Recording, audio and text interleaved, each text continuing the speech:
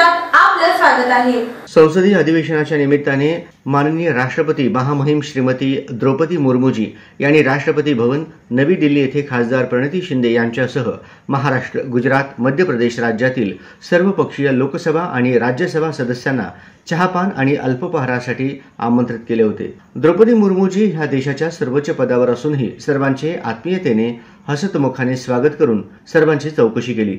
या निमित्ताने सर्वांची स्नेहभेट होऊन राष्ट्रपतींशी मुक्तपणे संवाद साधण्याची संधी मिळाली आणि सर्व सदस्यांना मार्गदर्शनही लाभले, असे सोलापूरच्या खासदार प्रणितीताई शिंदे म्हणाल्या।